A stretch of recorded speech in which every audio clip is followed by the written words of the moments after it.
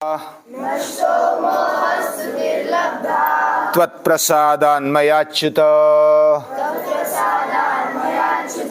स्थितोऽस्मि गतसन्देहः करिष्ये वचनं तव करिष्ये वचनं तव।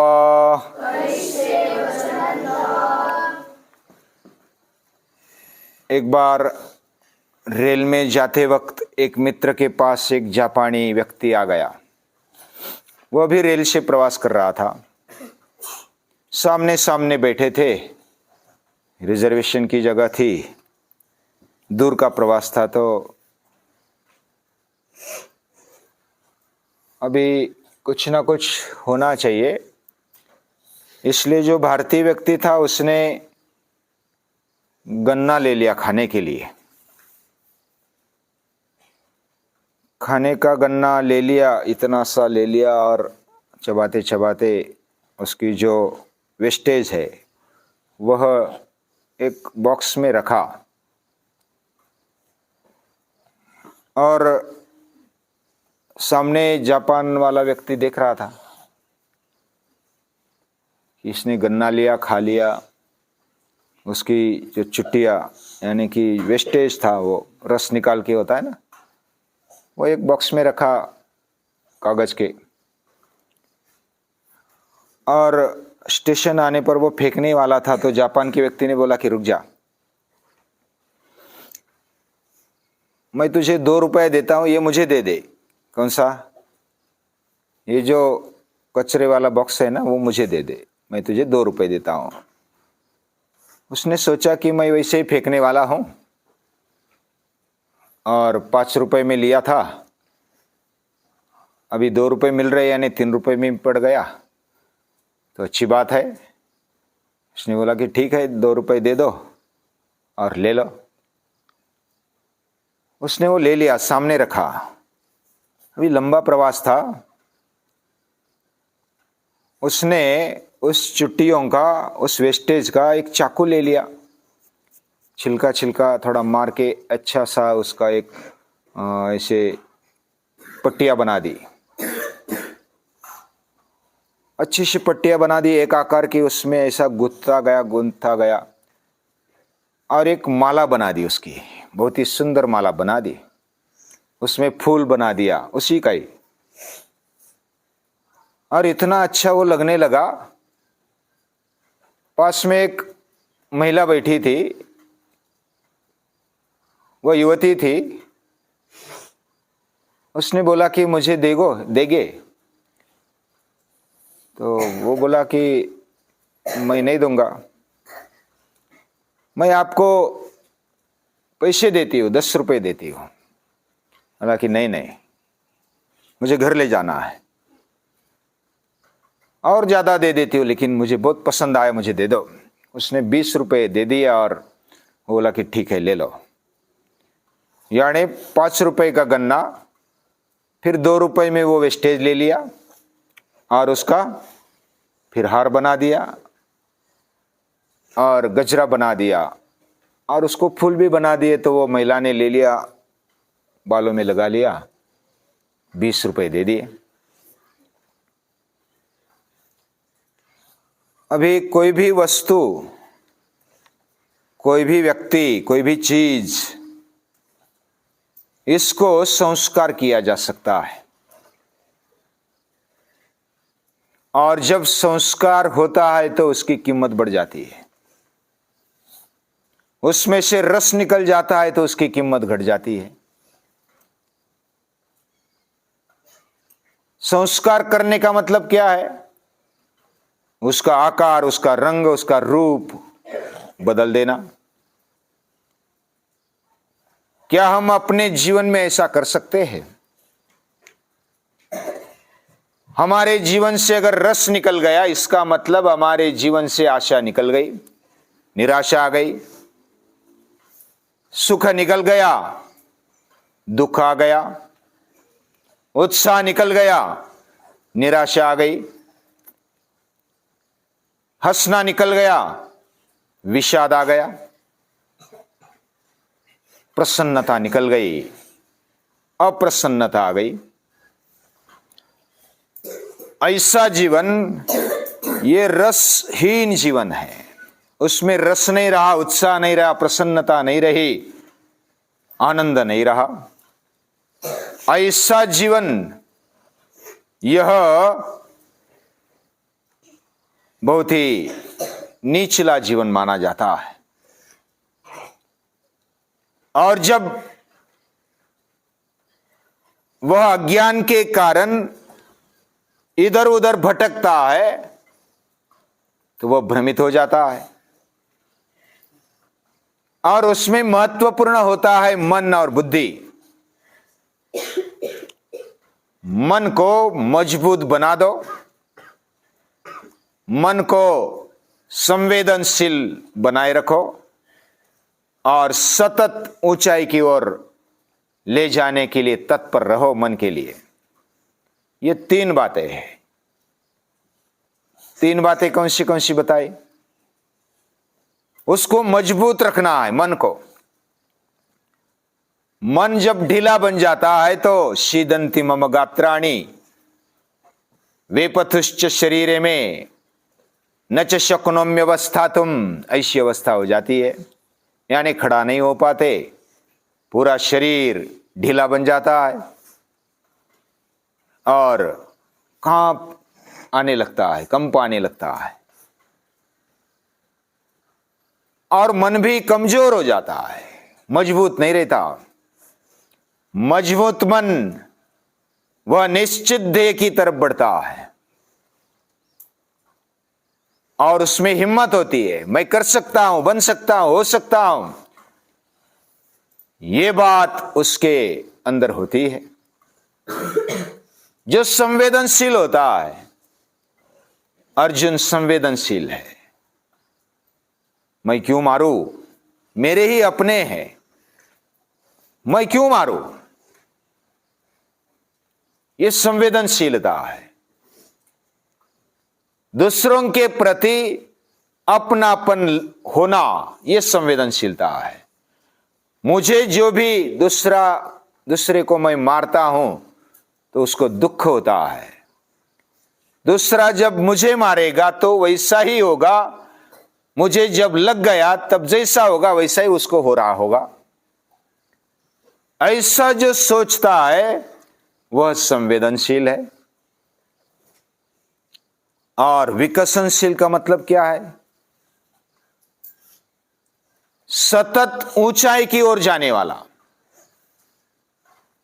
आज मैंने यह संकल्प किया कि मैं 1 पन्ना पढ़ूंगा, उसको जारी रखना, यह लेवल है। लेकिन जब मैं 1 पन्ना पढ़ूंगा, दूसरे दिन संकल्प यह किया कि उसका भी अर्थ मैं अगर नहीं समझ में आता तो किसी से समझ लूंगा, ये 1 स्टेप ऊपर गया ना। फिर समझ में आने के बाद मैं आचरण में लाने का प्रयास करूंगा, 1 स्टेप और ऊपर गया। आचरण में लाता हूं तो उसका अहंकार नहीं करूंगा, 1 स्टेप और ऊपर गया। यानी मन हमारा मजबूत होना चाहिए, संवेदनशील होना चाहिए और सतत विकसनशील होना चाहिए। इसके लिए हम जो भी जीवन में कार्य करते हैं उसको सही हेतु रखकर जब करते हैं तब हमारा मन ठिकाने पर रहता है। हम कर्म तो करते हैं, करना भी चाहिए, और कर्म करने वालों को किसी ने रोकना भी नहीं चाहिए। हालांकि अगर उनको समझाना है कि ये गलत रास्ते पर जा रहा है तो अपने आचरण से समझाओ। ये गीता कहती है, न बुद्धि भेदन जनयेत अज्ञानाम कर्म संगिनाम जोशेत सर्वकर्माणि विद्वान युक्त समाचरण। जब आचरण से युक्त होकर कोई बताता है तो उसका प्रभाव होता है, उसका वेट होता है। बिना आचरण किए जो बोलता है उसका प्रभाव कदाचित थोड़ी देर के लिए होगा, लेकिन वह शाश्वत प्रभाव नहीं होगा, क्योंकि वो आचरण में नहीं आया हुआ है। तो कर्म से, सातत्यपूर्ण कर्म से, योग्य दिशा की ओर जाने वाले कर्म से हमारा मन, हमारी बुद्धि सतत विकसनशील रहती है। इसलिए कर्म करना छोड़ना नहीं। कर्म वैसा तो करना ही होता है, ये कर्म भूमि है, और कर्म करेंगे तो कुछ ना कुछ मिलेगा ही। काम किए बिना नहीं चलेगा, और करेंगे तो कुछ ना कुछ मिलेगा ही। किया हुआ व्यर्थ जाता नहीं, फिर निराश होने की बात नहीं है। हमारा जीवन जिस तरीके से बना है, हमें शरीर मिला, इंद्रिय मिले, शरीर और इंद्रियों को चलाने के लिए मन और बुद्धि और पूरा अंतःकरण मिला है। और अंतःकरण ये पूरे शरीर को, जीवन को, इंद्रियों को चलाता है, योग्य दिशा देता है। लेकिन अगर अंतःकरण ही अंधा है, वह कचरे से भरा हुआ है, तो हमारा जीवन भटकेगा। तो गीता कहती है कि हमें खुद को शुद्ध बनाते बनाते हमें आगे बढ़ना चाहिए, और शुद्ध बनाने के लिए अभ्यास और वैराग्य की आवश्यकता है। अभ्यास सतत होना चाहिए। योग दर्शन कहता है सतु दीर्घ काल नैरंतर्य सत्कारा सेवित दृढ़ भूमि। दीर्घकाल तक बिना खंड किए सत्कार पूर्वक जो भी करेंगे आदर पूर्वक करेंगे, यानी हमारे कर्म को भी आदर देना चाहिए। जैसे कि मैं बोल रहा हूं, बोलने में मेरा मन होना चाहिए, आप सुन रहे तो सुनने में मन होना चाहिए ना, होना चाहिए कि नहीं होना चाहिए।